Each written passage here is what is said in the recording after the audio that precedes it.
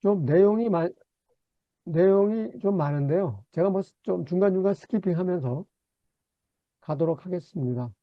네, 오늘 제가 갑자기 발표를 해달라고 그래서, 이렇게 두서 없이만 좀 이렇게 저거 했는데, 제목 올려드린 거하고 조금 다르게 됐습니다. 서해 유성룡의 3대 키워드. 물론 이제 이 안에 대항해 시대 얘기가 나옵니다. 나오기 때문에 그건 안에서 설명하면서 말씀을 드리고요. 그래서 유성룡 선생에 대한 3대 키워드에서 실학. 보통 실학을 우리가 뭐 이제 성호 이익이라든가 윤영호 뭐 이 정도 가서, 그러니까 16세기 후반 가서, 그러니까 병자호란 끝나고 난 다음에 실학이 대두됐다고 서로 실학 학자들이 그렇게 얘기하는데, 실질적으로 이미 유성룡 선생이 실학을 시작한 거 아니냐 하는 게 제 연구 결과고요. 근데 그런 것들을 좀 정리를 했고요. 그다음에 이순신과의 관계. 저는 그 두 사람이 그냥 서로 뭐 예를 들면 뭐 눈만 척 쳐다봐도 서로 알 수 있는 그런 지음 관계다 해서 이순신과의 관계, 그다음에 징비록, 그렇게 네 가지. 근데 전체적인 내용은 아마 실학이 제일 많은 부분을 차지하고 있습니다. 예. 저는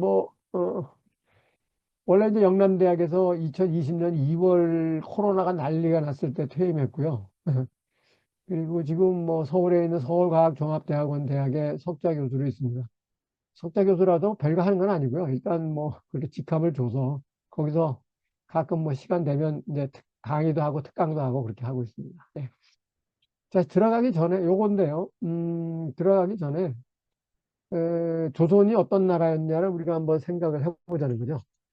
그래서 저는 이렇게 달아봤습니다. 그러니까 임진왜란 전야의 조선 사회는 전무 아무것도 없는 사회, 감히 아무것도 없는 사회였다라고 이렇게 한번 정리를 해봤습니다. 왜 그러냐 하면은 첫째는 당시에 어, 이, 이미 이게 성리학이 주자학이죠, 결국은 주자학인데 주자학이 한국에 들어왔는데 한국에 주자학이 들어오고 난 다음에 중국은 이미 이건 잘 안 맞는다 그래서 양명학으로 넘어갔습니다. 양명학으로 넘어갔고 그 다음에 일본도 주자학 우리나라에서 성리학이 들어가고 그 다음에 우리나라 통해서 양명학이 들어갔는데 자기네 이제 이 중국인 일본인들의 이 문화와 심성에는 양명학이 더 맞는다 그래서 양명학이 발전하죠.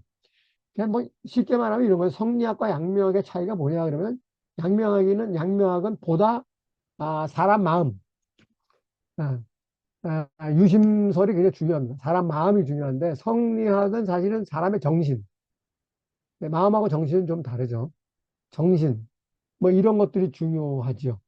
그래서 사람의 마음을 중시한다는 것 자체 때문에 퇴계 같은 경우에는 이게 절대로 양명을 배우면 안 된다 뭐 이렇게 제자들한테 저 하기도 하고 그랬는데 여하튼 이제 그렇고요.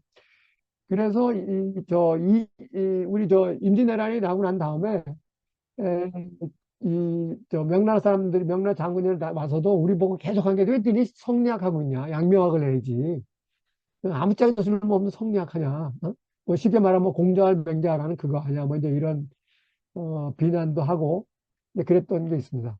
왜 그러냐면 성리학은 가치관 위주 그리고 국가의 지배 철학이거든요. 이제. 그래서 뭐 쉽게 말하면 한마디로 성인군자가 되는. 근데 성인군자가 되는 게 이게 전 국민이 성인군자가 되는 게 아니라 왕하고 이 일부 지배 세력만이 성인군자가 되는 거죠. 그러니까 그들이 지배하는 나라죠. 그러니까 왕의 왕에 의한 왕을 위한 나라의 철학이죠. 물론 경국대전이라는 거 우리 다 들어봤고, 경국대 의정부 뭐 6조가 체제가 나오고, 또 3, 4의 균형적인 지배구조 뭐 이런 것도 나오지만, 보다 사람들이 사는 어떤 실천적인 사회 질서 구축에는 상당히 취약한 그러한 그 정치 철학이었다 하는 거고요. 그래서 물론 이제 정도전이나 뭐 경국대전, 조광조, 그다음에 이제 임진왜란 병자호란 이후에 실학 모든 개혁이 시도가 됐지만 다 좌절됐습니다. 다 좌절됐고요. 근데 여기서 이제 중요한 게 뭐냐면 조선시대의 16세기 이 인구 구조를 봐야 되는데 임진왜란 직전의 인구는요. 그 하버드 옌칭에서 연구한 결과는 한 500만 명 정도로 추정을 하고요. 그다음에 우리 서울대 사학과에서 추정한 거로는 한 1,400만까지 봅니다. 근데 제가 볼 때는 일반적으로 얘기할 때 500만에 가깝다고 보는 게 더 합리적인 것 같고요.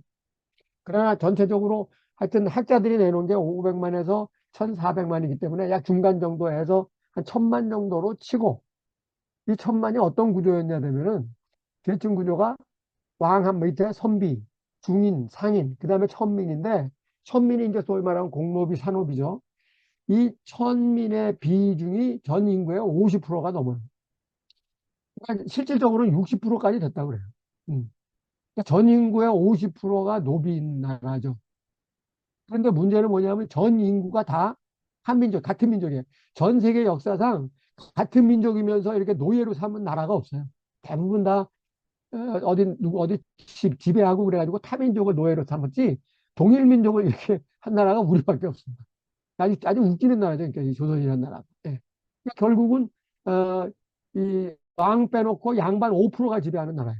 5%. 이게 성리학이라는 거죠.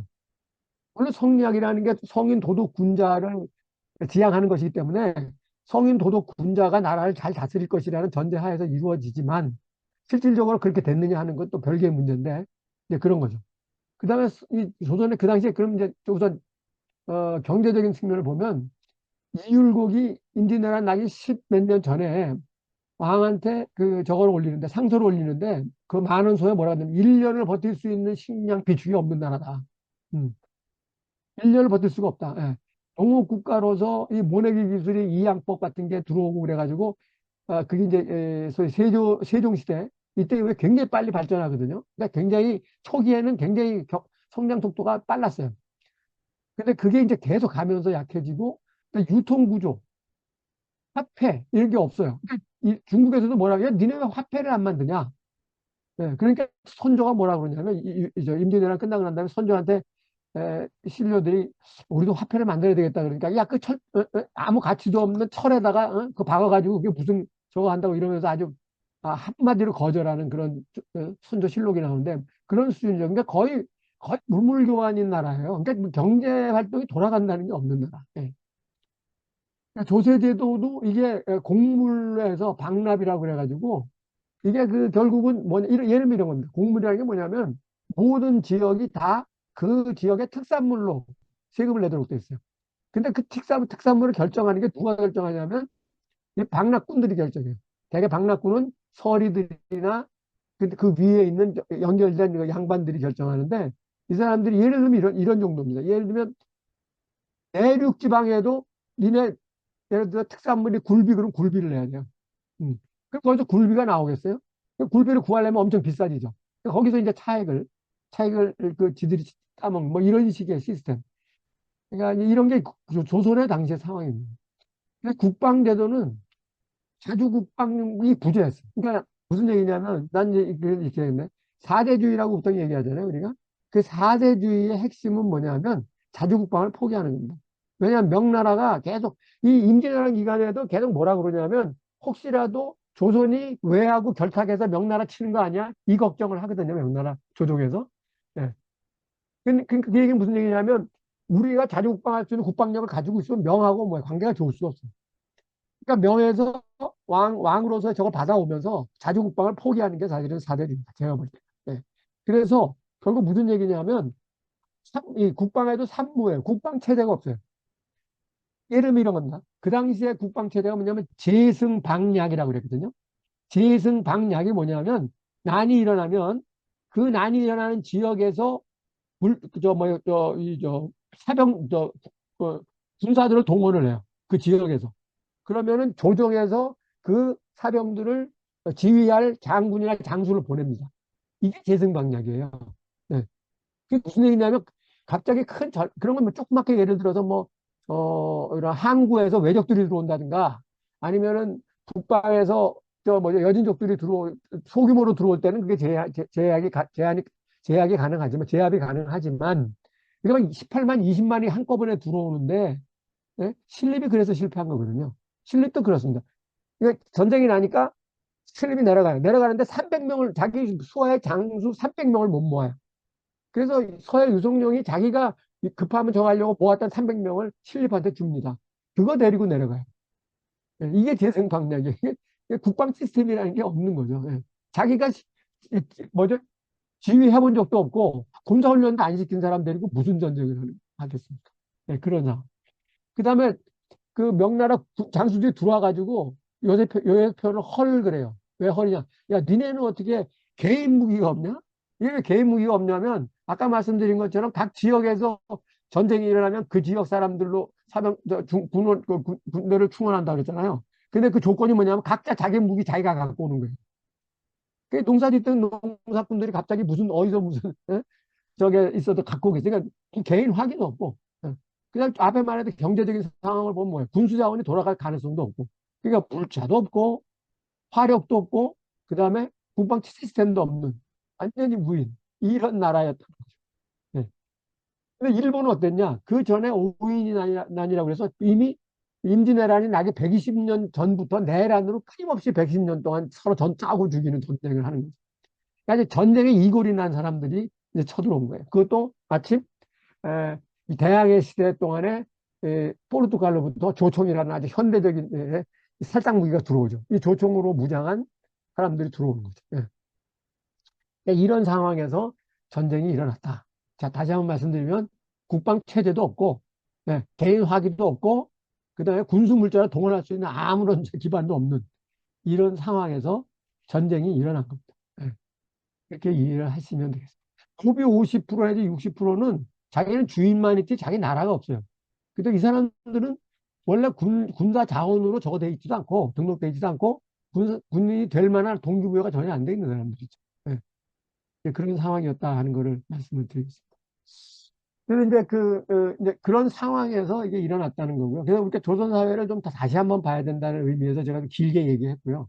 그래서 왜 제가 유성룡 선생을 실학자라고 얘기를 하냐면 이분의 이제 리더십에 대한 부분을 우선 뭐 결론적으로 먼저 말씀드리면 거의 뭐 우리 그 경영학에서 말하는 최고 경영자, 최고 경영자, 전문 경영자죠.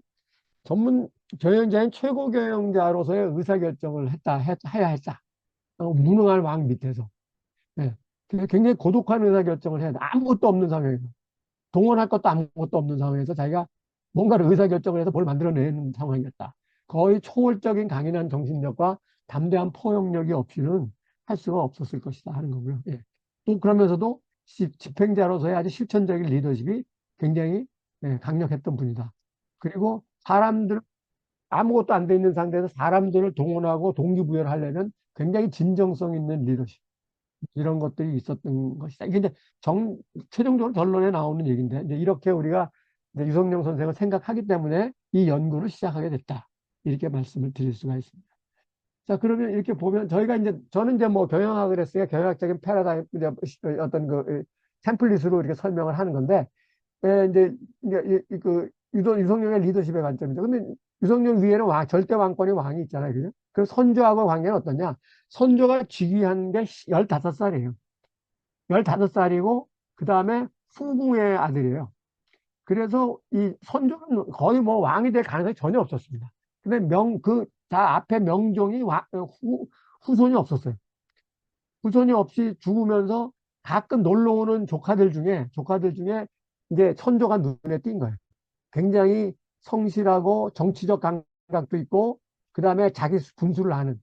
그래서 선조를 지명했다는 얘기가 있습니다. 선조가 15살에 이제 왕이 됐는데, 15살 되니 뭐, 그때는 뭐, 빨리 뭐 이렇게 좀 성숙한다고 하더라도 아직 어리잖아요. 그죠? 그러니까 딱, 유성룡이 10살 위에요. 25살. 그래가지고 유성룡이, 과거에 급제하면서 맨 먼저 왕을 교육시키는 경연을 하게 됩니다. 그러니까 왕을 교육시키는 경연을 처음 시작한데 그게 이제 선조였어요. 그 선조를 한 10년 동안 25살이 될 때까지 경연을 합니다. 예. 그래서 그 과정에서 제가 볼 때는 선조가 아마 자기가 이제 그 반계라는 그런 콤플렉스도 있고 그래서 굉장히 이 조정에 있는 선비들이나 조정 신료들 굉장히 에, 어, 어, 부담스러워 했겠죠. 나이도 많고 다 그런 분들이니까. 네, 그래서 특히 유성룡을 자기 큰형처럼 따랐던 게 아니냐. 큰형이란 표현을 안 쓰지만, 뭐, 당신하고 나하고는 뭐 친구다, 뭐 이런 얘기는 나와요. 나오는 거로 봐서 이제 그래서 하여튼 10년 동안의 경연을 통해서 선조로부터 확실한 어떤 신뢰를 갖게 됐기 때문에 전문 경영인으로서의 역할을 할 수 있었다. 그래서 어떻게 그러면 이런 어려운 환경 속에서 자원을 동원하는 메커니즘을 이분이 만들어냈느냐. 이 메커니즘적인 관점에서 보니까 너무 재밌더라. 그래서 제가 이제 그 메커니즘들이 말하자면 국가를 움직이는, 나라가 움직이는, 사람들이 움직이는 그런 메커니즘들을 이분이 이제 만들어냈다. 이제 그런 관점이죠. 그래서 여기 보시면 임진왜란 때의 조선의 환경과 자원현황은 이제 말씀드렸으니까 더 이상 얘기를 안 하겠습니다. 근데 여기서 제가 재미있어서 한번 이렇게 그 분석을 해봤더니 그 제일 중요한 거는 조선이 만들어지고 임진왜란이 될 때까지 200년 동안 전쟁다운 전쟁이 한 번도 없었어요. 물론 오랑캐들이나 아니면 이 항구에 왜구들이 들어오고 했는데 뭐 그때그때 그거는 아까 말씀드린 그 재승방략 차원에서 막을 수 있었고요. 따라서 전국적인 전란은 한 번도 없었던 거죠. 조정이 막 위태하거나 막 이런, 그죠? 네, 그랬고, 그 다음에 노비가 전체 5, 60%니까 계산을 어림잡아서 해봤거든요. 그랬더니 동원할 수 있는 남자가 한 60만, 62만에서 124, 아까 말한 이제 500만, 500만에서 1400만으로 할 때 62만에서 124만 명이 토탈 동원 가능한 남자의 총수예요. 그러니까 저거에서, 그럼 우리나라 지금 보면은 5천만 명인데 우리가 50만 명 군대를 가지고 있잖아요. 이거 1%거든, 1%. 그러면 같은 개념으로 하면은 예, 60만에서 124만에서 1%를 동원한다 그러면 여러분 뭐 6만, 그죠? 예. 6만, 6천 명. 6천 명에서 12,000명 정도밖에 동원할 수가 없는 거죠. 좀 더 한다고 그래도 뭐 만 명에서 3만 명 정도 안 와야. 이런 정도밖에 동원할 수가 없는 그런 상황이었다 하는 거. 예. 그래서 이제 그런 상황에서 어떻게 도대체 이 동원을 하게 되느냐 이제 그 얘기를 하자는 거고요. 예. 그래서 아까도 말씀드렸듯이 이건 이제 아까 나라가 아니라는 얘기를 율곡이 했다고 그랬는데 거기 보면 수리하지 않아서 손댈 수 없게 이 석가래가 다 내려앉은 그런 만 칸짜리 집이다. 그러니까 나라를 만 칸짜리 저택으로 이제 비유해서 만 칸짜리 저택, 나라가 석가래가 다 부러졌다. 네. 뭐 이런 식의 얘기를 하고 있습니다. 그리고 아까 말한 그 곡물 생산도 보면 어떻게 되면 조정 세입이 한 60만 석 되는데요. 이 60만 석이라는 게 어느 정도 규모냐 하면 이효석이가 4만 5천 명 명군을 데리고 들어왔을 때 하루 식량 얼마 이상, 쌀 얼마 이상 하고 요구한 게 있거든요. 그걸 다 더하면 연간 48만 6천 석이. 그러니까 국가 조정의 저 세입이라는 게 저 이효성 군인들 필요한 거 식량 주고 나면 별로 남는 게 없을 정도 수준밖에 안 되는 거죠. 네. 그다음에 아까 말씀드린 것처럼 군대 자주국방도 전무한 나라였다는 거 더 이상 얘기할 필요가 없고요. 네. 그래서 여기서 이제 왜 시작자라고 하냐면 시장 경제를 알아요, 이분이. 아까 말씀드렸듯이 박주환 교수가 왜 연구팀에 들어왔냐면 이걸 보고 재밌어가지고 경제학자로서 깜짝 놀라는 거예요. 아니 도대체 아담 스미스보다 200년 전에 어떻게 경제에 대한 개념을 가지고 있는 분이 있었지? 이런 거죠. 네. 그리고 그 국경무역도 해요, 국경무역. 국경무역을 하면서 우리가 요새 얘기하는 소위 비교 우위를 정확하게 이해하고 있어요. 우리 쪽의 특산물은 비싸게 받을 수 있고, 뭐 이런 얘기들을 해요. 그 양쪽이 서로 비교 우위에 따라서 무역을 하면 서로 윈윈할 수 있다는 식의 얘기를 합니다. 그러니까 대단한 분이죠. 경제라는 것이 유통이라는 것, 이걸 다 인지하고 있는 분이죠. 예. 그 다음에 또 두 번째는 뭐냐면, 임진왜란은 어떻게 생각할지 모르는데, 임진왜란이 1592년 4월 13일 날 부산성을 공격하면서 시작되거든요. 4월 13일 날 공격해서요. 5월 6일인가? 5월 며칠 날 한양에 들어와요. 그러니까 거의 보름 조금 지나서 20일 만에 한양에 들어옵니다. 네. 그러니까 그리고 이제 누구야, 신립이 이제 탄금돼서 죽잖아요. 그러니까 신립이 탄금돼서 죽었다는 얘기를 들으면서 바로 이제 피난 준비를 하죠. 피난 준비를 해서, 고니시유키나가 한양에 들어오기 2, 3일 전에, 이제 아, 이제 이궁을 합니다. 예, 이궁을 하는데, 그러니까 아마 그러니까 뭐 길게 잡아봤자 한 3주 만에 보름에서 3주 사이에 부산에서 한양까지 올라오거든요. 굉장히 빠른 속도죠. 예. 근데 이제 우리가 여기서 이제 좀 뭐 그냥 그 정신이 없이 올라온 거죠. 그러면서 뭐라 그러냐 하면, 이제, 저, 그, 우리 서유동정 선생이 국민들이 다 상황이 어떻게 되는지 전혀 모르잖아요. 정보가 없으니까. 그리고 한양성을 벗어나 버리니까 한양의 백성들이 와가지고 막, 저 뭐죠, 왕궁을 다막 쳐 부시고 막 있는 거 다 약탈해가고 막 그런다. 엉망이 되는 거죠, 엉망. 예. 근데 그런 상황이었는데 이게 뭐 나라가 어디서부터 어떻게 될지 모르니까 유성룡이 저 손주한테 얘기를 합니다. 이게 지금 나라가 제대로 작동하고 있다는 거를 국민들한테 빨리 알려서 이 불안감을 우선 안정시켜야 된다. 네. 그래서 여기서 말하는 죄지 교소하고 효유 교소를 보냅니다. 이게 뭐냐면, 지금 조정이 살아있다. 우리가 좀 상황이 이래서 지금 대피하고는 있지만 조정이 잘 돌아가고 있고 조정 시스템이 작동하고 있으니 너무 걱정하지 말아라. 그런데 나라를 이렇게 해서 정말 미안하다. 뭐 이런 일종의 대국민 사과문 같은 걸 보내면서 국민들이 이제 마음의 동요를 일으키지 말고 차분히 상황에 우리가 이제 앞으로 계속 이런 저걸 할 테니까 방을 잘 보면서 나라의 어떤 이런 요구에 잘 대응하기 바랍니다. 뭐 이제 이런 얘기들을 이제 써서 보내는 거죠. 이 작업을 유성룡이 일단 해요.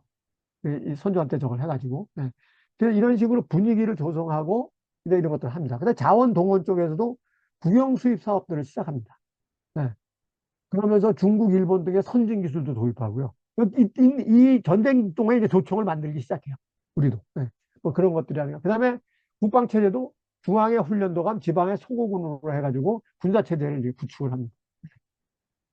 그리고 또 하나는 뭐냐면, 이게 굉장히 중요한 건데, 적재적소의 능력 위주 인력 동원 체제 구축. 네. 실제로 그런 얘기를 해요. 아니, 계산 잘하는 사람은 계산하는 데 쓰고, 싸움 잘하는 사람은 싸움에 저거 하고, 예. 뭐 이런 식으로 얘기를 해. 그러니까 자기 분야에 따라서 사람을 적재적소에 쓰는 얘기를 선조한테 얘기를 합니다.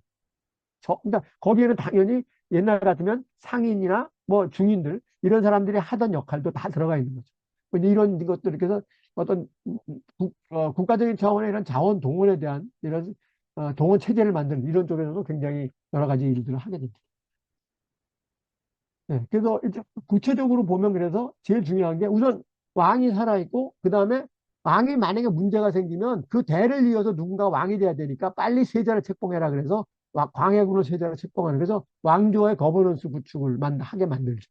그 다음에 재정체제가 왜냐면 기본적으로 유통이 안 되니까 우선 재정체제 개혁을 통해서 장미법, 뭐 수미법이라 그러거든 장미법이라는데 모든 유통, 그 다음에 세금 이거를 다 쌀로 하는 거죠. 쌀로 해서 쌀을 중심으로 유통이 되죠. 하는 그런 조각. 이게 나중에 결국은 이 대동법이 되는 대동법으로 가는 이게 시작입니다. 그다음에 경제적으로 중상주의 정책. 그러니까 이미 16세기에 서구는 중상주의가 시작됐잖아요. 그죠? 대항해 시작이 시작되면서 그래서 중상주의적인 정책들을 추진을 해요. 네. 그다음에 아까 말한 인재 발탁, 인재 동원 체제 구축. 네. 여기서 이제 굉장히 중요한 게 바로 요겁니다. 파격적인 포상제 신문제, 면천법이죠. 이게 아주 신의 한 수인 것 같아요. 그러니까 아까 말한 것처럼 사실은 제일 힘 좋은 게 누구예요? 노비들이잖아요. 다 몸으로 모든 걸 다 힘으로 해야 되니까 제일 힘이 좋고 힘 써야 될 사람들은 다 노비예요, 사실. 그럼 그 사람들이 가장 군사로는 제일 적격인데 이거 하나도 쓸 수가 없는 거죠. 이 사회 지배 구조로. 그래서 이 사람들한테 외국 목 하나만 쳐오면 면천시켜준다. 그래, 뭐, 목을 세 개를 쳐오면은 뭐, 얼마큼 진급시켜준다. 이런 저걸 만들어요. 그래서 이걸 이 노비들을 동원합니다. 그때부터 노비들이, 이거 뭐 내가 이제 여기서 뭐 뭔가 나라를 위해서 뭔가 기여를 하고 외구를 치면 내가 면천하고 신분 장사할 수 있겠구나. 동기부여가 되니까 이때부터 막 이제, 의병이 더 활성화되고 막 그러죠. 그래서 후방체대 개혁. 뭐 이런 것들, 그러니까 하나 보시면 국가의 거버넌스도 더 확고하게 하고, 이 경제가 돌아갈 수 있는 시스템을 만들고, 그 다음에 경제 정책도 하고요. 예, 그 다음에 이 인적 자원 동원하는 체제도 구축하고 국방 체제를 개혁하는. 그러니까 아무것도 없는 상태에서 이런 것들을 다 하나하나 만들어내는 거예요. 그러니까 이분이 어떻게 이런 생각들을 했을지 정말 놀라운 것 같아요. 근데 예. 그래서 그걸 다 정리해 보면은 이렇게 지금 한번 정리할 수가 있어요. 10년간 경영을 하면서 왕하고 소통하면서 왕으로부터 절대적인 신뢰를 받은 게 중요하고 그걸 가지고 자기가 전문 경영인처럼 그렇게 리더십을 발휘했다. 그래서 그 내용들을 다 정리를 한 겁니다. 예. 조금 전에 말씀드린 내용들이죠. 예. 그걸 실질적으로 그러면 제가 다 징비록이라든가 관련된 책자 뭐 보면서 찾아서 구체적으로 전투와 관련해서는 이분이 어떤 걸 했고 명군 지원을 위해서는 어떤 걸 했고 국방 관리를 위해서는 어떤 걸 했는지를 그걸 다 처음에 그 임진왜란이 일어났을 초기에 1년간, 1년 내지 1년 반 동안 또 하고, 그다음에 정유재란 이후에 거 하고, 이렇게 두 가지를 다 정리를 한 걸 여기다 표시를 해놨으니까, 이걸 한번 보시면 될 것 같습니다. 여기에서 제가 그 한 가지, 꼭그 강조해서 말씀드린다면, 이제 국방체제인데, 아까 말한 것처럼, 훈련도관과 소고군, 그다음 삼수군 제도라는 그 군대 체제를 만들고, 그다음에 기무십조라는 걸 또 만들어요. 기무십조는 뭐냐면 전투 훈련 시스템이야. 매뉴얼, 규범, 전투 훈련 규범 이거 다 만들어서 이것도 다 뭘 시켜요. 그러니까 뭐 어떻게 뭐 예를 들면 저 뭐죠 저희 첩자는 어떻게 하고 뭐 예를 들면 앞에 먼저 나가는 사람들은 어떻게 하고 뭐 이런 모든 이 군사 훈련 전체를 체계적으로 다 한 그런 것들도 만들고 그다음에 무기호 화약 제조, 화포, 화전이라고 하죠. 그 다음에 잠호포, 뭐 이런 것들, 그러니까 이런 것들을 다 이제 만들기 시작합니다. 예.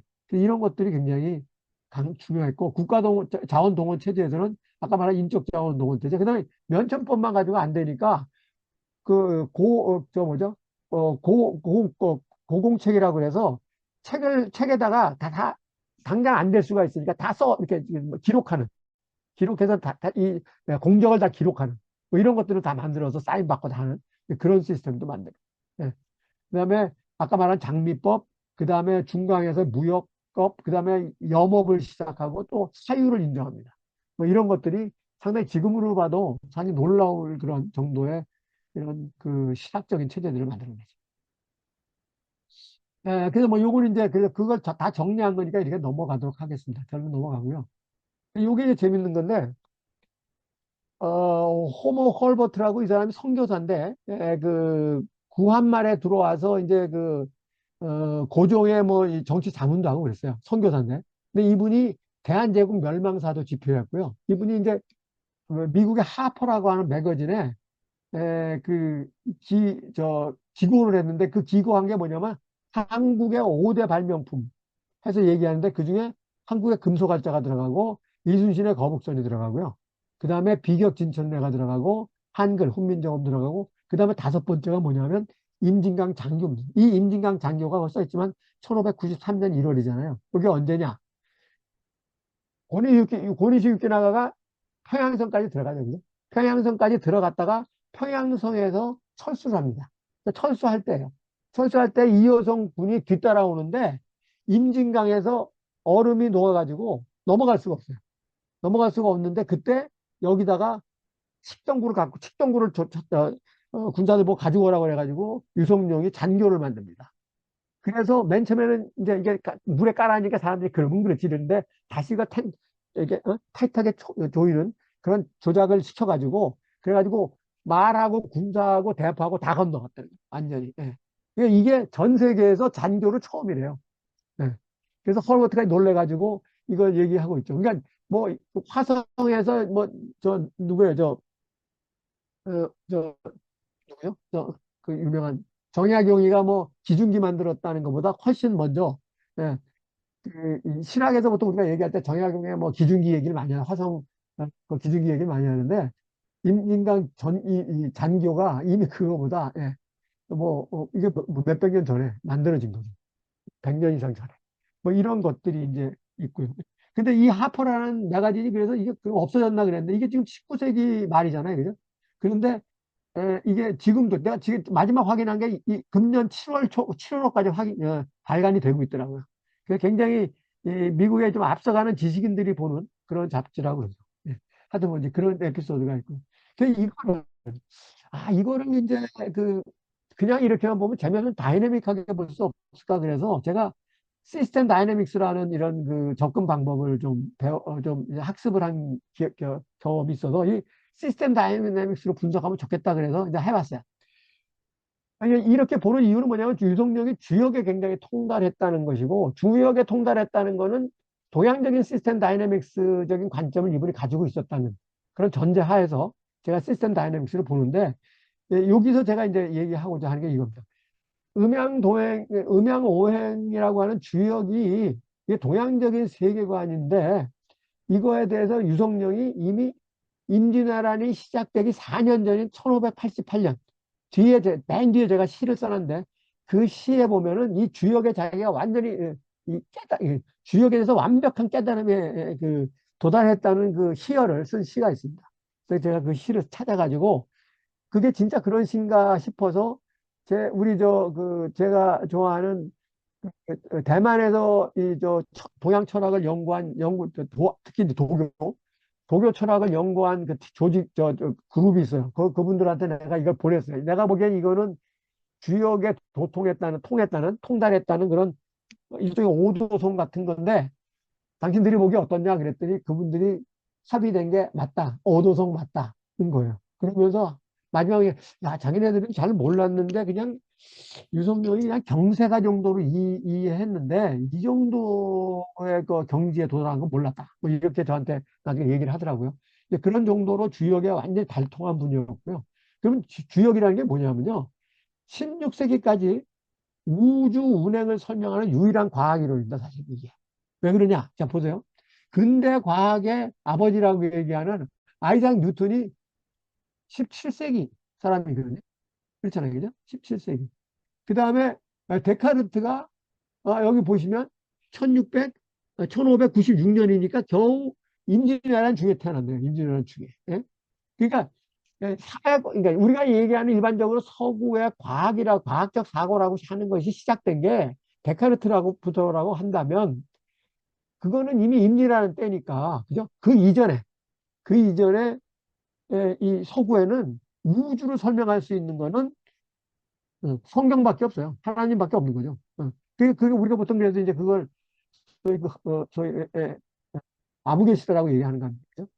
그러니까 결국은 인간은 하나님의 종이고 노예인 거고 그죠? 그 구조 속에서 세상을 보는 거니까 세상을 볼 수 있는 그 우주적인 관점에서 인간 세계를 볼 수 있는 철학 내지는 과학 어느 정도 과학적 적을 가진 것이 바로 그 당시에는 제가 볼 때는 가장 첨단 과학 서가 주역이었다. 이렇게 감히 말할 수 있지 않을까 생각하는 거죠. 실제로 그 양자역학을 저거했던 그 이제 장자역학의 아버지라고 하는 학자들도 자기네들이 그렇게 실질적으로 썼잖아요. 그러니까 동양의 이 주역이나 이런 철학들로부터 자기네들이 굉장히 많은 인사이트를 얻었다. 이런 얘기들을 쓰고 있는 거를 알 수 있습니다. 그러니까 결국 그런 면에서 본다 그러면 그 당시에는 이게 가장 첨단의 어떤 철학이었다. 과학 철학이었다. 뭐 이렇게 설명할 수 있고, 그래서 제가 한번 이거를 시도를 해본 겁니다. 자, 그래서 이걸 정리를 쭉 했어요. 처음에는 당연히 그러니까 음이라고 하는 것이, 그러니까 조선의 입장에서 음은 이제 패배당하고 뭐 계속 적어당하는 거고, 양은 이제 공격하는, 이제 그런 시스템으로 이제 그거 정리를 해서 그 과정을 쭉 정리를 해봤어요. 정리를 쭉 했는데 요거를 그냥 뭐 다 하면 너무 시간이 많이 걸리니까 요걸 그림으로 그리면 이렇게 돼요. 요게 시스템 다이내믹스 제가 그린 겁니다. 그래서 보시면 여기 처음에는 어떻게 되냐면 이렇게 임진왜란이 발발해가지고 여기 탕금대에서 신립이 죽고 한양성이 함락되고 평양성이 함락될 때까지 이때까지는 거의 뭐 힘도 못 써보고 물론 이제 전혀 완전히 그렇지는 않지만 거의 힘도 못 써보면서 갑니다. 이게 뭐냐면 여기 보면 4월 13일 날 들어와서 5월 3일 날 한양이 함락됐으니까 그죠? 그리고 난 다음에 평양성에 들어가는 게 6월 16일 날 들어가요. 근데 이게 재밌는 게요. 한양성까지 들어가는 데는 한 20일 정도 걸렸는데 평양까지 가는 데는 한 달이 넘어 걸려요. 한 달이 넘어 걸리는데 거리상으로는 한양에서 평양까지는 부산에서 서울까지의 반밖에 안 돼요. 그럼 이거 두 배가 걸렸다는, 그러니까 이게 지금 이거로 보면은 거기서 올라가는데 한 3배, 3.5배 내지 좀 과장하면 4배 정도 시간이 걸렸다는 얘기거든요. 기간에서 서울 오는 거리의 반을 가는데 이게 왜 그러냐? 왜 그러냐? 하는 거죠. 예. 이제 그 과정에서 여기 보시면 여기 전체적인 전환점이 만들어졌다고 그랬죠. 이게 뭐냐면 잘 아시는 의병들이 일어나서 곽재우 장군이 처음으로 승전을 하기 시작하면서 남강에서 기강해전, 해전, 대전이라고 그러는데, 거기서 일단 승전하면서 시작되고, 그 다음에 이치전투. 이치전투가 이제 충청도 쪽인데, 그쪽에서 권율 장군이 또 이기죠. 예. 네, 이러면서 그 다음에 여기 저 뭐 이순신 장군은 또 이 그 5월 7일부터 7월 8일 사이에 이 세 번에 걸쳐 옥포해전에서 시작해서 한산대첩까지 계속 이제 승전을 합니다. 이 시기가 보면 되게 그러니까 5월 초에서 5월 초에 5월 4일 날 곽재우가 첫 승리를 거두고 5월 7일 날 옥포해전에서 이기고요. 그러면서부터 7월 달까지 요 사이에 이제 어느 정도 대응할 수 있는 시스템들이 만들어집니다. 대응할 수 있는 시스템들. 네. 여기서 중요한 게 뭐냐면 잘 아시다시피 제가 카톡에 올렸잖아요. 카톡에 올린 게 어저께 내가 돌아왔는데 그저께 제가 그 진주 촉성로 갔다 오고요. 진주성 접대 진주 속성로 갔다 오고 그 다음에 어저께 그러니까 그 다음에 바로 이어서 통영으로 가서 통영에서 이제 전체 어제 첫날 이제 진주에서 오던 날은 바로 한산도로 들어가 가지고 재승당해서 뭐 이순신 장군이 근무하시면서 그 시를 썼던 그 수루까지 갔다 온 곡에 있고요. 그 다음 날에 이제 이 어, 그 삼군 통제사 사령부 자리를 또 이제 갔다 오고 이제 그렇게 전체적으로 했습니다만 그리고 마지막 저희가 간 게 거기서 견내량 외성을 갔다 왔어요. 그 견내량 외성이라는 게 뭐냐 하면 사실은 거기를 지키는 게 에, 이순신 장군의 전략의 가장 중요한 핵심이었거든요. 그 견내량을 지키는 것이 견내량을 지켜내는 결정적인 전쟁이 바로 한산대첩입니다. 그래서 실질적으로 조선 선조실록에는 한산대첩이란 말이 안 나라고 견내량 해전이라고 보고해요. 견내량 해전인데 그걸 이제 우리는 한산대첩이라고 얘기하는 거죠. 네. 근데 그 견내량이라는 게 뭐냐면 남해에서 가장 좁은 해로예요. 좁은 해로. 근데 무조건 일본이나 부산에서 남해안을 돌아서 서해안으로 올라가려고 그러면 그 해협을 안 통하면 안 돼요. 바깥으로 돌려면 너무 돌고, 그 다음에 굉장히 바닷물도 거세서 그 내해로 가려면 그 길밖에 없는데 그게 가장 좁은 길이에요. 그러니까 그걸 막는 것이 이순신 장군의 가장 중요한 전략이었죠.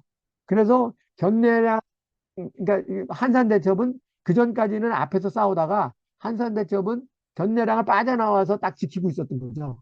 그러니까 일본 외군 수군들이 견내량을 이제 자기네 빠져나왔으니까 빠져나오다가 이제 그 한산에서 하객진 치고 여러분 잘 아는 하객진을 치고서 그냥 화포를 쏴서 저거 괴멸시켜버리죠.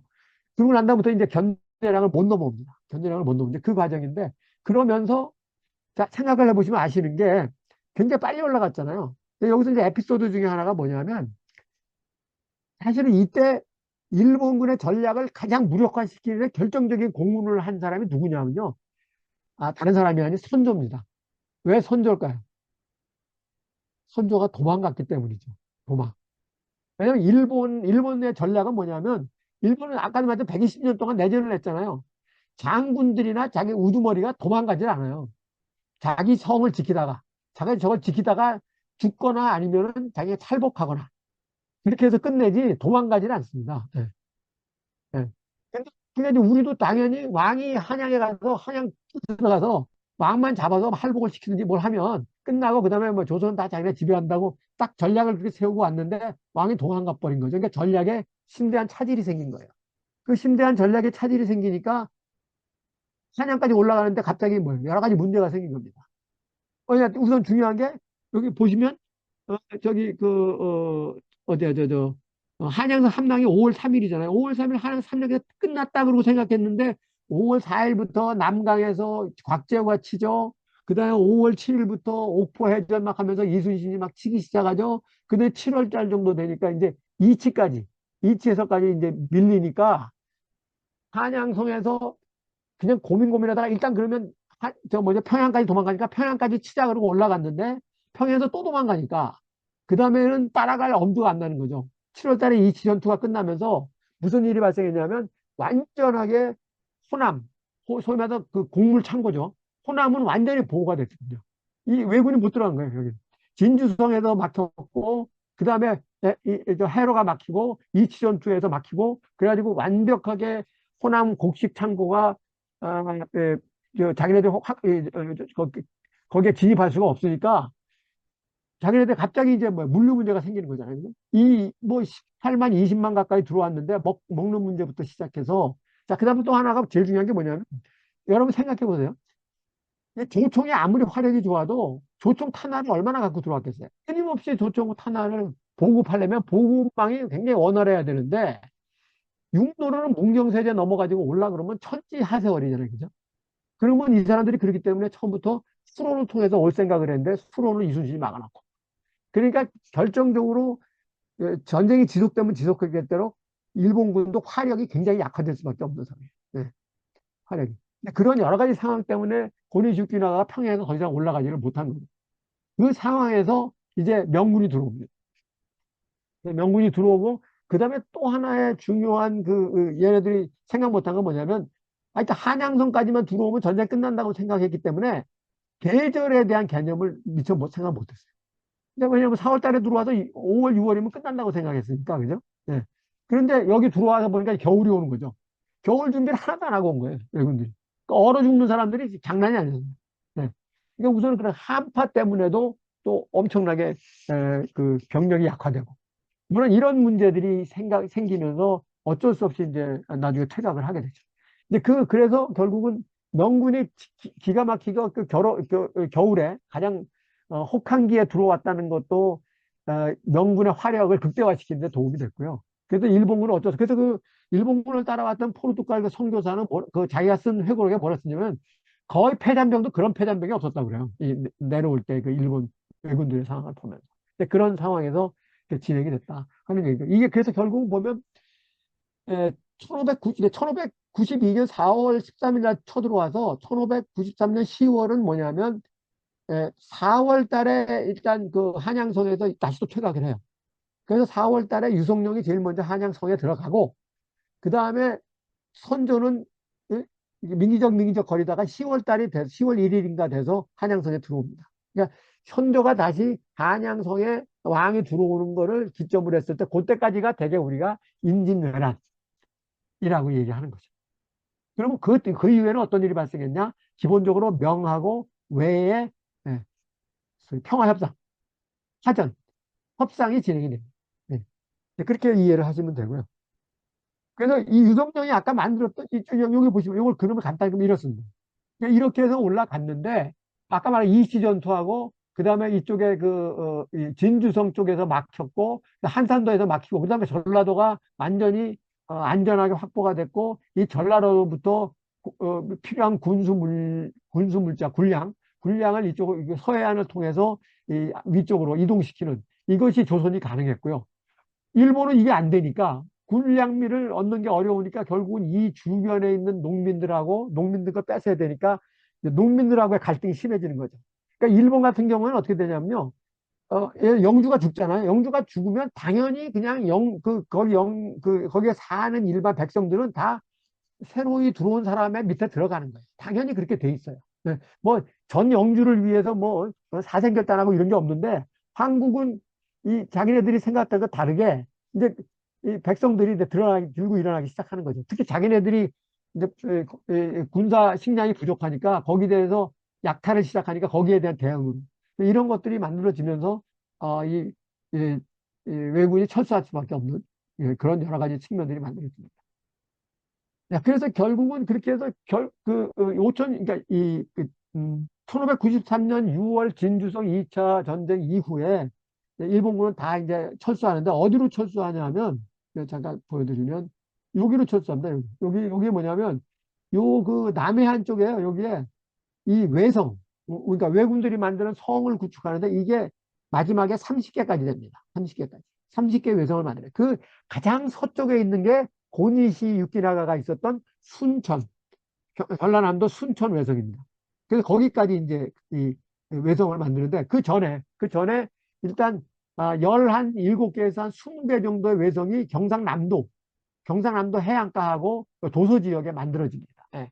근데 그게 그런 식으로 이제 이렇게 일본군들이 완전히 철수한 게 아니라 상당히 철수했지만 기본적으로 자기네들이 여기서 다시 어, 밀고 들어와야 될 필요성 때문에 이렇게 외성을 구축하고 있었다 이제 하는 얘기고요. 그래서 요걸 한번 다시 한번 보시면 정유재란이 일어나잖아요. 그래서 정유재란은 어떻게 되는 거냐면 그래서 1593년 6월부터 본격적인 협상이 시작돼서 1596년 가을까지 계속 협상을 합니다. 근데 서로 간에 뭐 합의가 안 돼요. 그러니까 가짜로 합의된 걸 만들어요. 가짜로 합의된 걸 만드는데 그거를 도요토미 히데요시가 알고서 협상 결렬 그리고 다시 이제 전쟁을 하겠다는 걸 선포합니다. 그게 1596년 가을에서 겨울 넘어가면서고요. 그래가지고 이제 1597년 8년, 1597년 8년에 정유재란이 일어나는 거죠.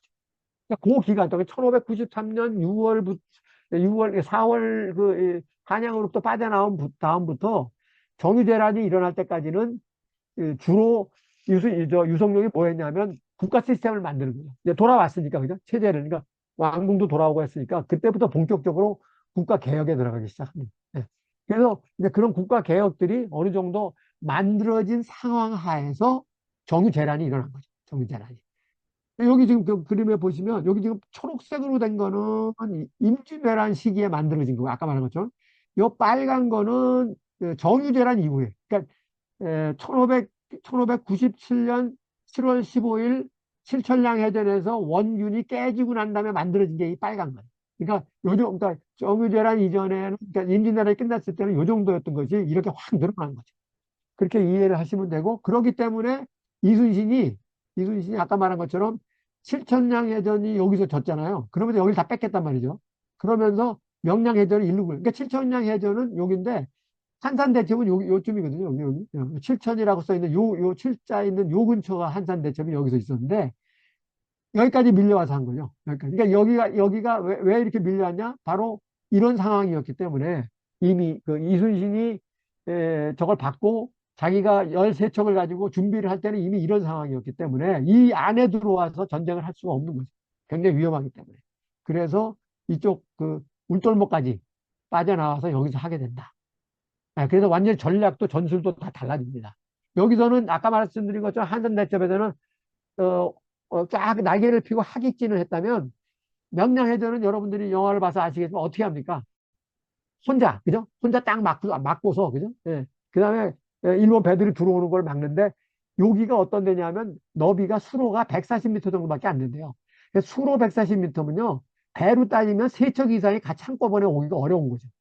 그냥 한 3척 정도가 들어오는 것만 막으면 돼. 아무리 배가 100척, 200척이 들어와도 앞에 들어오는 거는 한 3척 정도니까 한 척 가지고 막을 수가 있는 거죠. 근데 그런 전략을 여기서 했던 게 바로 명량해전. 그렇게 이해를 하시면 되고요. 근데 그랬고요.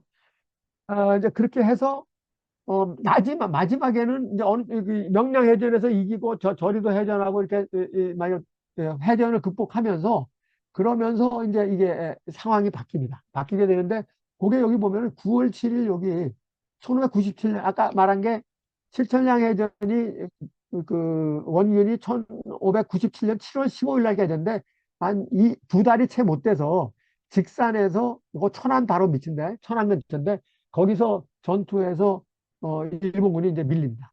근데 이게 지금 그 내용을 보면 일본군이 졌다 그러기도 애매하고 명나라 군대가 이겼다 그러기도 애매한 결과예요. 그런데 이 저 일본군들이 철수해요. 근데 왜 그러냐면 여기 요 빨간 게 일본 우군이고요. 우측 그러니까 위로 올라가는 거. 요 좌군은 뭐냐면 아까 칠천량 해전 이후에 전라도를 이제 지배하는 그게 이제 왜군 좌군이 했던 거고 우군은 이제 위로 가서 한양까지 다시 한번 올라가 보려고 그러는데 이게 안 된 게 뭐냐면 여기 백석산성에서 전투가 있었거든요. 그 백석산성에서 전투를 할 때 거기에서 싸우던 의병들하고 장군들 다 죽습니다. 전멸합니다. 전멸하는데 그만큼 이 일본 우군도 여기서 굉장히 치명적인 내상을 입어서 거의 그 군사력이 한 60%가 여기서 죽어요. 왜군도. 그러니까 올라갈 수 있는 군사력이 굉장히 제한이 된 거죠. 그런 제한이 된 상태에서 이 그 직산에서 명군이 들어오는데 명군이 이때는 주로 기마전으로 붙습니다. 그러니까 굉장히 이 기동력 있게 움직이니까 일본이 병력도 부족하고 그다음에 아마 여기서 너무 많이 그 소비를 했기 때문에 아마 화력도 부족했지 않을까. 그래서 서로 간에 그냥 민기적 했던 거고요. 근데 명량해전이 직산 전투 끝나고 16일 이후에 있었거든요. 그러고 난 다음에 저 이순신 장군이 이쪽으로 이동해요. 이쪽 이동하면서 이건 여러 가지 의미가 있는데 뭐 그, 이 쫓아오는 거를 또 피했다는 얘기도 있는데 그거보다 제가 볼 때는 이쪽이 이제 조선 수군에 의해서 장악됐다 하는 것을 이쪽이 이제 시그널을 보내는 거죠. 그래서 결국은 7일 날 여기서 왜군이 깨지고 이쪽에서 명량해전에서 이제 조선 수군이 다시 이제 저가하기 시작했다는 걸 알면서 이들 쫙 빠집니다. 이쪽에서 일본 군들이 다 빠집니다. 그러니까 자기네 원래 30개 외성으로 다 돌아가죠. 이제 그런 과정이 있었다 합니다. 그걸 그림으로 그린 게 이겁니다. 그림으로 그린 게, 요거 이제 말하자면 아까 말한 거는 임진왜라는 시스템 다이내믹스, 요건 정유재라는 시스템 다이내믹스인데 여기서 보시면 여기 제가 여기 표시하는 게 유성룡의 전시 추진 개혁 조치들이 이게 작동하기 시작한 거죠. 네. 아까 말씀드린 것처럼 이 저 뭐죠? 훈련도감하고 소고군제도 이렇게 해서 이 국방 체제가 작동하고 있었고 그다음 전시 자원동원 체제도 작동하고 있었고 무기 만드는 체제도 작동하고 있었고 훈련 시스템 다 작동하고 있었고 이런 것들이 그러니까 전쟁할 수 있는 기본적인 국방 체제가 갖춰지고 작동하고 있었기 때문에 버틸 수 있었다. 그게 기본적인 것이고 그 과정에서 이순신 장군과 직산전투 이 두 개가 결정적인 역할을 했다. 이렇게 이해를 하시면 되겠습니다. 예. 그렇고요. 그래서 결국은 이제 그다음에 마지막에 그래서 도요토미 히데요시가 죽었다는 얘기를 들으면서 명나라 이제 와 있던 형제가 그러면 우리가 이번에 본격적으로 한번 밀어내보자. 우리가 전쟁을 한번 주도해보자 해서 사로병진 전략을 합니다. 이게 이제 마지막 전쟁이죠. 그래서 사로라는 게 일로는 아까 말한 이 울산 이쪽에 이제 가토기요마사가 있어도 이쪽으로 가고요. 그 다음에 2로는 사천성. 그 우리 명량전투에 보면은 저 노량해전에 보면 누구죠? 저 뭐죠? 시마즈가 나오죠. 시마즈가 이 사천성에 저거 하고 있었고요. 그 다음에 저 순천성이 아까 말한 고니시유키나가. 근데 고니시유키나가 이미 혼이 나와가지고 계속 이 진린제독하고 연락해서 자기가 도망갈 수 있게 도와달라. 그러면서 계속 저걸 하죠. 그리고 하나가 이제 수군. 그러니까 육로로 3군과 이순신과 진린이 저간 저 같이 협력한 요 수군. 이렇게 해서 4로로 해서 이제 진격을 하게 되죠. 그래서 그 그래서 여기 저리도 해전에서 이기고 여기서 이제 들어가죠. 들어가서 요 이제 사천성 해전을 하는데 여기서는 잘 아시다시피 고니시가 안 나오니까 그죠? 별 적이 없었어요. 그러면서 이제 노량해전까지 가게 되는 그 과정을 이제 한번 이해하시면 되겠고. 그래서 이제 전체적으로 이렇게 해서 이제 끝이 납니다. 그 과정에서 이 유종룡이 했던 여러 가지 대응 전략들이 어떻게 조선의 어떤 그 양의 힘, 그러니까 밀어낼 수 있는 이런 힘을 만들어냈는지 이제 그것들을 한번 정리를 해본 거고요. 네. 네, 그렇습니다. 이게 하나가 이제 실학과 관련된 개념이고요. 두 번째 관점은 뭐냐면, 이 송복 선생이라는 분이 우리 연구에 사실은 첫 오가나이저인데 이분이 2007년에 위대한 만남이라는 책을 쓰셨어요. 이 위대한 만남이 뭐냐면 이순신과 서해 유성룡과 이순신의 만남이었죠. 이 두 분의 만남이 없었으면 지금의 공공공은 없다. 그 감히 얘기하고 있는 거죠. 이번에 제가 이순신 장군 그 재승당에 가서 이거 써놓고 왔습니다. 지금의 무엇은 없다? 대한민국은 없다. 아까 말씀드린 것처럼 이때 그냥 끝났으면, 그죠? 끝났으면 지금의 대한민국은 없는 거예요. 그 당시에 그냥 일본이 됐겠죠. 일본이 됐고, 뭐, 잘했으면 명나라가 반은 갔을 것이고. 그러니까 그 명나라와 일본의 그 협상도 뭐냐면 둘이 나눠 먹기예요. 그러니까 남쪽 반을 일본한테 주고, 반만 남기는데 반 남기는 건 뭐 니네가 가져가든지 뭐 조선한테 주든지 니네 알아서 하고 뭐 이런 식이었거든요. 그러니까 조선의 3도를 달라는 게 도요토미 히데요시의 요구였죠. 전라도, 경상도, 충청도. 예. 이제 그런 것이었어요. 예. 요게 이제 핵심이고요. 그러면 이순신과 저 유성룡의 관계는 뭐 잘 아시니까 저건데, 뭐, 이런 거죠. 유성룡은 이순신의 평생의 친구이고 멘토이고 든든한 후원자다. 제가 직접 가봤어요, 한번. 가봤는데, 이 그림인데, 충무로 일가에서 요게 이제 충무잖아요. 충무공과 관련된 충무길이고요. 요게 충무길입니다. 요 지도가 다른데. 요쪽에 있는 게 요게 지금 서해길이에요, 서해길. 여기 충무로역이거든요. 여기 지하철 3호선, 4호선이 만난 충무로역인데 여기서 나오면 요쪽에가 서해길이고 요쪽이 충무기. 예. 그래서 제가 이걸 걸어봤어요. 여기 보면 서해길이라고 돼 있죠. 요 입구에 여기 노란 여기 저거 할머니 여기에서 여기 돼 있습니다. 서해길이라는 게. 그다음에 그 근처에 가보면 이렇게 서해 집터라는 이런 그 표지석이 있어. 예.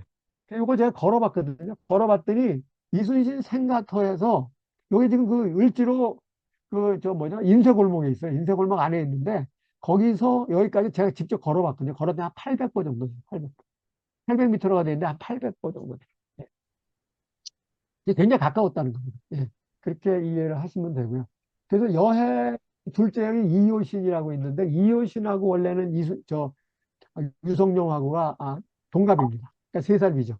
그래서 동네 친구였고 또 나중에 퇴계 문인으로도 같이 저걸 합니다. 그래서 굉장히 친했을 것으로 이렇게 보여지는데 아시게 별로 이효신에 대한 얘기가 없는 이유가 39살에 요절합니다. 1580년에. 인류라는 낙이 12년 전에 이미 죽어요.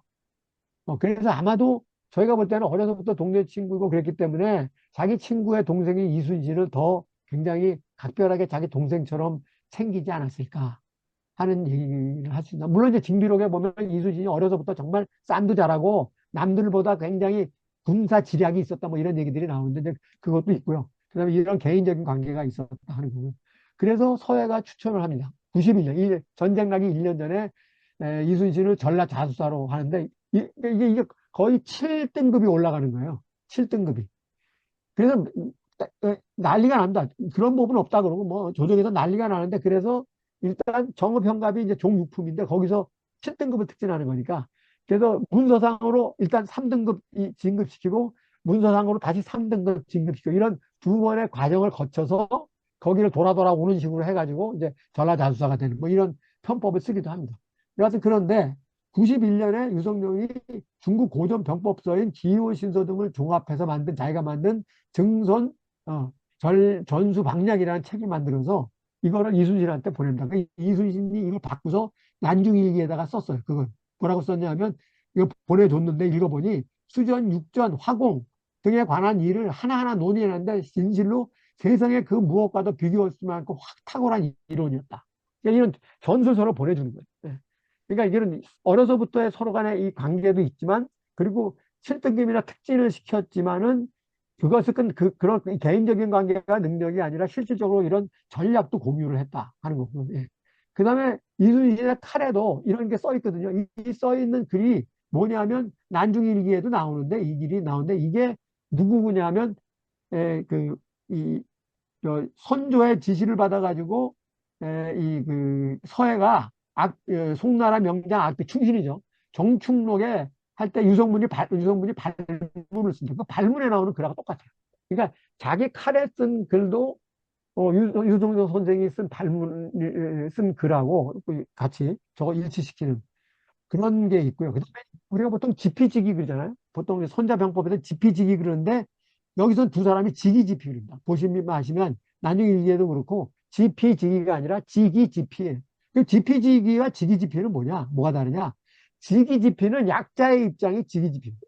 약자의 입장이 병법은 나를 먼저 내가 지금 얼만큼 약하고 내가 얼만큼 부족한지를 명확하게 알고 난 다음에 상대방을 알아야 답이 나오는 거지. 상대방을 아무리 알아도 나를 그 다음에 알아가지고는 이렇게 전도가 본말이 전도된다. 이런 개념으로 이해를 하시면 될 것 같아요. 여튼 그래서 이렇게 두 분이 그리고 실질적으로 이제 그 보면 이순신 장군이 굉장히 강력한 이 저거이면서도 진린제독이나 이런 장군들한테 하는 거고 굉장히 아주 그냥 겸손하잖아요. 그죠? 아주 그야말로 극진하게 하잖아요. 그죠? 근데 그런 것들도 이 협상에 있어 중국인과 협상에 있어서는 굉장히 이순신과 비슷한 그런 공유 가치를 있었다 하는 거고. 예. 근데 한 가지 이제 1997년에 사헌부가 이제 왕명거역죄를 물어서 이순신을 처벌을 요청하는데 이 부분에서 이제 뭐 유성룡이 뭐 제대로 대변을 안 했다 뭐 이런 얘기들을 하는데 이거 굉장히 아주 초보적인 분석인 것 같고 제가 볼 때는 이거보다 더 중요한 거는 그러니까 그러니까 2월 달에 잡혀가지고 3월 달 한 달 동안은 정말 죽을 정도로 고문을 당하는데 4월 1일 날 풀려납니다. 4월 1일 날 풀려나고 그 다음 날 4월 2일 날 서울에 있는 유성룡 집을 찾아가요. 그래가지고 저녁 때 찾아가서 그 다음날 새벽 다굴 때까지 있다가 나왔다는 얘기가 나중에 이게 있습니다. 그만큼 그 두 분 사이의 관계의 소통은 그것을 우리가 그런 부분으로 우리가 유추해서 이해할 수 있어야 된다 하는 거고요. 그래서 그 다음에 이제 여기 보면 이렇게 여기 이제 하는데 난중일기에 유성룡 언급이 33번 나와요. 33번. 그중에 보면 어떤 부분은 정말 야, 이거 보기에도 내가 좋아할 정도로 막 안타까워하는 것도 있고요. 예. 예, 꿈에서 막 흉도를 꿨을 때 전전긍긍하는 얘기도 나오고요. 유성룡에 대해서 어떤 흉몽을 꿨을 때. 뭐, 그게 한 33편 나오고. 예, 그 다음에 징비록에도 이순신 언급이 한 8회 정도 나옵니다. 이거는 뭐 날짜별로 되어 있는 게 아니기 때문에. 그런데 8회 정도 나오는데 재능의 100분의 1도 펼치지 못하고 죽으니 해석하다. 이순신하고 죽고 난 다음에 쓴 거고요. 여러 장수들이 이순신을 신으로 여겼다. 뭐 이런 얘기들을 이제 쓰고 있는, 예를 들면. 그래서 두 분 사이의 이런 관계는 이런 걸 통해서도 우리가 유추해 볼 수 있다 하는 겁니다. 그래서 이순신 장군과, 그래서 우리가 위대한 만남이라고 얘기하는 이유가 바로 이런 두 분의 어떤 관계, 예. 인간 개인적인 관계, 그다음에 군사 전략적인 관계, 그다음에 가치관의 관계, 그러니까 충무공이고 이쪽은 충문공이잖아요. 그러니까 충이라는 측면에서. 예. 그런 부분들이고. 마지막으로 이제 징비인데요. 이건 이제 유성룡이 7년 동안 전쟁하면서 경험했던 수기를 쓴 건데요. 이걸 언론홍보학과의 고대 신재철 교수가 이걸 보고 난 다음에 그러더라고요. 징비록은 다른 게 아니라 이건 거의 뭐 종군 일기라는 거죠. 기자들이 전쟁터에서 바로 옆에서 보면서 쓴 거 아니면 이렇게 쓸 수가 없다는 거예요. 네. 그래서 거의 뭐 종군 일기다 뭐 이렇게 이제 평가를 하기도 하고요. 아까 말씀드렸듯이 임진왜란 발발까지 200년 동안 태평 성대였다가 정말 아무것도 없는, 그리고 그야말로 공자할 맹자할밖에 모르는 성리학자들이 어디서 어떻게 손을 대야 될지 모르는, 시스템도 없고 자원도 없고 인적 동원도 불가능한 상황에서 이걸 하나하나 동원 가능하게, 작동 가능하게, 움직이게 만드는, 그게 이제 유성룡 선생이었다는 얘기고요. 예, 그렇습니다. 근데 일본에서 이 징비록을 번역을 했고요. 그래서 제가 우리가 2월 달에 여기도 갔다 왔습니다. 그래서 1695년, 임진왜란 나고 난 다음에 103년 뒤죠. 그러고 난 다음에도 계속 발간해서 이게 일본에서 베스트셀러가 됐습니다. 그 당시에. 그리고 거기에 보면 이런 조선 지도까지 아주 빼곡하게 아마 스파이들이 와서 다 그렸겠죠. 가지고 있어. 그러니까 완벽하게 이제 침략할 수 있는 준비가 돼 있었던 거고요. 그래서 선조실록에 보면 윤석룡이 돌아가시고 난 다음에 얘기가 나오는데 여기서 이제 한 가지 정한 건 뭐냐면 돌아가셨다 그러니까 3일간 조정이 문을 닫았고요. 그리고 백성들이 와서 고구를 하는데 1000명이 넘었다 그러고 이런 게 세 번 있었대요. 이율곡이 죽었을 때하고 유몽학이라는 분, 나 이분은 잘 모르는데, 그러고 난 다음에 세 번째예요. 근데 이율곡하고 유몽학은 다 한양에 있었던 사람들이고요. 유성룡은 이 당시에 죽어서 안동에서 죽었거든요. 그러니까 안동이면 안동에서 한양까지가 얼마나 먼데, 그 소식을 듣고, 아까 말씀드린 저, 저 서해길인데 거기, 그쪽에 와서 이 곡을 하고, 그 다음에 너무 청빈해서 상을 못할 거라 그래가지고 백성들과 서리들이 포를 부의하고 이랬다는 거죠. 네. 그러면서 여기 보면 사관이 쓴 거 보면 서해는 조정에서 그 발자취가 끊어졌고, 그러니까 이율곡이나 유목학하고 다르다는 거죠. 상이 천리 밖에 있는 안동에서 거행됐는데 온 성한 사람들이 빈집에 와서 공부를 하고 세상살이가 날로 잘못되고 가서 민생이 피폐해지고 있는 상황을 와서 여기서 호소하고 그랬다는 거죠. 그래서 그런 얘기들을 이 사신들이, 이 사관들이 쓰고 있습니다. 예, 이제 그런 얘기들이고요. 그래서 여기서 이제 한 게 중요한 거는 뭐냐면, 자, 징비록이 일본에서 베스트셀러가 됐다 그랬잖아요. 그게 나중에 어떻게 나타나냐면 조선 말에 일본이 다시 들어와서 조선을 합방시키는데 이제 전략적으로 굉장히 중요한 역할을 합니다. 이 조선이라는 나라는 무력으로 쳐들어가면 전 백성이 다 들고 일어나서 안 되는 데다. 예. 실제로 보면 어떻게 합니까? 미군이 들어왔을 때 신미양요도 뭐예요? 다 막아내고, 그죠? 누구야, 대원군이 쇄국정책 하면서 다 막아내잖아요. 그죠? 그러니까 전쟁으로는 안 되는 나라다. 그래서 일본이 택한 게 뭡니까? 소위 그, 에, 그 선비들 중에 신진 세력들 중에 개혁 세력, 개혁파 세력, 특히 일본을 따라 배우자. 일본에 대해서 되게 우호적인 그 세력들을 등에 업고 조정으로 들어오죠. 그 조정으로 들어와서 조정의 어떤 그 당파 싸움에서 그 이제 소위 말하면 저걸 시켜서 이간질을 시켜서 자기네들이 자기네 이점을 찾아내면서 그 과정에서 우선 청나라부터 배제를 시키죠. 조선으로부터. 그래서 청일전쟁이라는 게 결국 청나라를 어, 조선에서 배제시키는 거였거든요. 실제로 시모노세키 조약에 굉장히 중요한 게 뭐냐면 조선을 독립국가로 인정하라는 거거든요. 그러니까 니네가 건드리지 말라는 거죠. 가로 열고 가로 닫고 우리가 건드릴 거니까. 네. 근데 그렇게 해서 결국 문서 하나로 끝나지 않습니까? 네? 싸움 한 번 안 하고 문서 하나로 끝나는. 그래서 진비록을 굉장히 일본 사람들이 탐독했기 때문에 조선을 재침략하는 전략이 그렇게 세워졌다. 저는 이렇게 생각을 합니다. 그런 의미가 있고요. 예. 그래서 여하튼 간에 이제 그렇고요. 그래서 어 이제 뭐 좀 말씀은 다 얘기 그 정도 꺼내고요. 그래서 우리 왜 서해를 연구하느냐 하는 건데요. 이 서해라고 하는 분이 이 미발적 무의 이게 이제 소위 말하면 성리학의 아주 그 극치의 상황이거든요. 예. 모든 것으로부터 자유자재로 상태죠, 그죠? 예.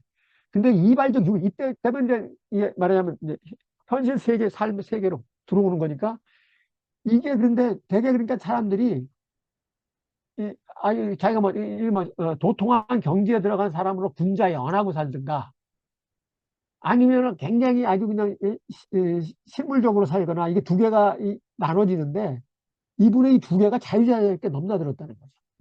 자유자재. 근데 그 부분에서 우리가 이분을 다시 보게 되는 거고요. 그럼 어떻게 이발과 비발을 자유롭게 오갈 수 있었을까? 예. 그 연자로에서 쓴 시를 제가 그래 뒤에다 치열하게 수련했던 걸 뒤에 써놨는데 나중에 설명을 드리겠고요. 그래서 이런 그 미중의 전란 속에서 외환 마음을 바탕으로 전시 대책을 힘쓰고 예. 그러니까 나중에는 먹을 게 없어가지고 백성들이 옆에 죽은 자식 생육까지 자식의 고기까지 뭐죠? 이, 저 저거까지 먹었다는 거 아닙니까? 그 정도로 하여튼 어, 아주 뭐 처참한 상황이었는데 그런 상황에서 어떻게 시스템이 돌아가고 사람들이 움직이냐고 이럴 수 있었는지 이게 진짜 불가사의하거든요. 근데 그게 이분을 우리가 가치 있게 평가하는 가장 중요한 이유고요. 예. 그리고 그래서 결사의 각오로 우리가 볼 때는 죽음을 각오하고 이발과 미발의 내적 갈등 없이 자유로이 오갈 수 있었지 않느냐.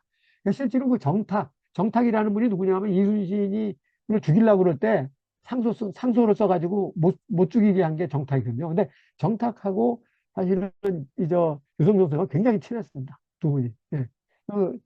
제가 볼 때는 유성룡 선생이 이순신을 보호하려고 그러면 선조가 더 난리 칠 거기 때문에 정탁이 하고 역할 분담을 했던 게 아닌가 이렇게 저는 거의 확신을 하고 있는데요. 여튼 간에 그래서 이게 정탁한테 자기가 한 말이에요. 이게 뭐냐면 순국의 일념으로 자기는 결사를 각오하면서 그렇게 하면서 모든 일에 대했다. 전쟁 동안에.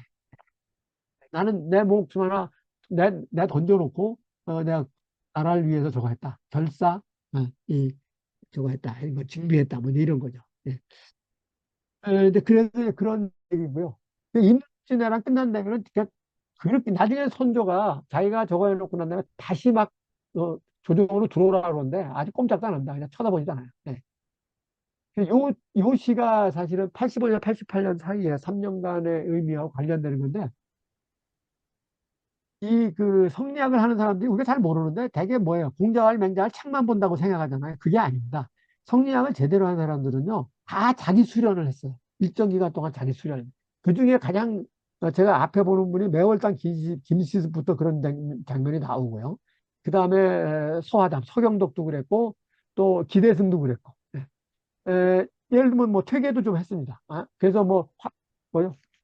활심법 같은 거 뭐 이런 그 저걸 하는 게 활인신방 뭐 이런 것들이 이제 그 호흡 수련과 관련되는 거거든요. 예. 그래서 그런 호흡 수련들을 했는데 여기 보면 이제 이렇게 나옵니다. 이 85년에서 88년 사이에 그러니까 92년, 그러니까 4년 전이죠. 임진왜란이 시대적으로 큰 변화의 시작을 예감하는 거예요. 그리고 국력이 쇠약해지는 모습에 안타까움을 표시하는 거고 이게. 그 다음에 이제 낙수하는 거는 나라의 운세가 기우는 모습을 쳐다보면서 그러면서 자신이 이 당면한 처지를 이게 읊는 좀 안타까운 그런 이제 소회를 하는 겁니다. 그러면서 이게 뭐냐면 그 의인이라는 게 이게 뭐냐면 자기가 구하는 어떤 도인의 경지예요. 깨달은 구도자의 간절한 마음을 얘기하면서 자기가 어떤 도인의 경제 관련돼 그게 안 되고 그냥 세상의 변화는 점점 다가오고 예? 근데 뭔가 큰 일이 벌어진다는 그래서 세상에 큰 충격 폭풍이 올 것 같은데 그리고 그것이 이미 눈앞에 가까이 오고 뭐 연기도 나고 뭐 그러는 상황인데 내가 주역을 열심히 공부하면서 수행을 하니 연자루에서 3년간 그러니까 연자라는 게 저 안동과 하회마을에 가면 연자루라고 있습니다. 거기서 이제 수련을 하셨는데 3년간 연자루에 앉아서 수련을 하니 의 중에 아주 이게 뭐야 확실한 의지의 벽이 쫙 아주 파란 벽이 파란 벽이 우뚝 섰다는 거예요. 그러니까 자기의 의지가 우뚝 섰다는 얘기고요. 그 다음에 음외 뭐 강심이라는 건 뭐냐면 그러면서 쫙 강을 내다보니까 강심 한바다 한가운데 자기의 마음이 그냥 추호에 흔들림도 없이 쫙 꽂혀 있는 걸 자기가 봤다는 거죠. 기가 막히게 아주 우리 한시를 좀 하는 사람들 이게 기가 막히게 사실 저거 요걸 제가 그래서 도학한 우리 저 선배들한테 보냈더니 맞다 이거 오도송 맞다 그러고 다들 놀랐다 그러더라고요. 그렇게 해서 이걸 하고 이제 말하자면 조정에 다시 돌아가서 임진단을 준비를 하는 겁니다. 이 정도의 마음가짐이 돼 있었기 때문에 이미 어떤 것이 오더라도 그걸 이겨낼 각오를 하고 정신적으로 흔들림 없이 이분이 냉철하게 현실적인 문제들을 해결하지 않았나 이렇게 봅니다.